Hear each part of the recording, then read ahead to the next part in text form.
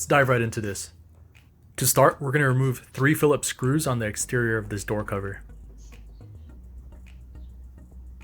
The other 2 Phillips screws are going to be located by that grab handle there. And apologies if you guys have the electric windows, this is for the crank windows, so it should be a similar process, and just pay attention to those. And these 2 Phillips screws are going to be longer than the other screws. If you get them mixed up, this is an easy way to distinguish that. Here's a closer look at these longer Phillips screws by the grab handle. And to remove that grab handle, just pull straight back, and there are only clips holding this on, so it should unfasten pretty easily. I also spray painted this piece with a black rubber spray paint. It makes the truck, look cleaner and newer, but that'll be another video. For this crank window knob, use a flathead. It's gonna remove this cover, and you could move that to the side, and it exposes the opening. Next, there's also a Phillips screw here we can remove. So there are a total of 4 Phillips screws and 1 T10 screw that is located inside that crank knob. There are a total of 5 screws holding this door cover on. So again, that's a T10 screw.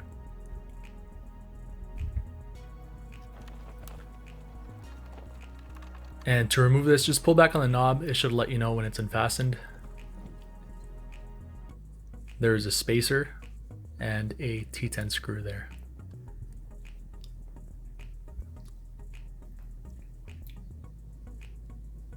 To remove this door cover, lift straight up, and you can see that mine has the door lock on the top there, so there's a little opening for the door lock as well.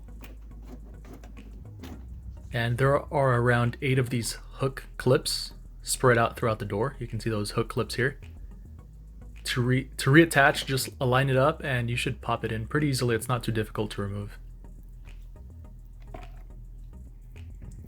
Next, there's this acoustic sound deadening thing spread out. Just peel this back and it'll reveal the 11mm nuts. There are 3 of these nuts.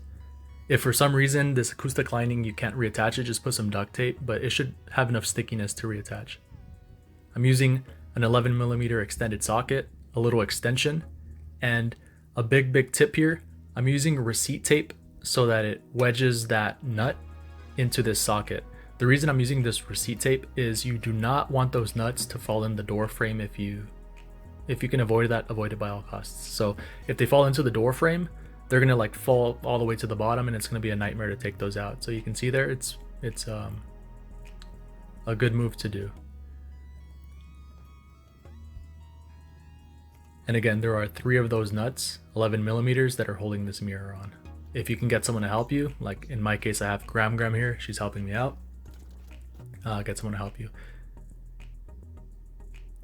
And take your time taking this last nut off. You want to make sure you don't drop it, so I'm taking my time here.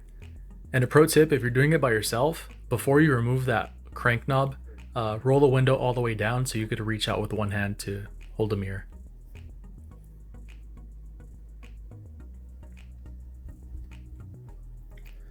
So I'm removing these mirrors because I'm going to spray paint them with a black rubber spray paint, and that's going to make them look a lot newer. They're pretty discolored. If you guys have a window that was broken or someone, snapped it off, you can do the same method. If you guys have the electric mirrors or the heated mirrors or whatever, it'll be a very similar process. Maybe there's another cable. And again, here's another video that's showing how to remove this. Just lift straight up. Since this particular door cover doesn't have any electrical components, I just kind of pressure washed it, and then I scrubbed the inside of the door so the black popped out a little more since that's fabric. These hooks, again, there are 8, just align them and pop them in, but this door I could spray it down pretty good. And for the inner metal door, you could wipe this down with a sponge, and it also shows the speaker there if you ever change it. Hope you guys enjoyed.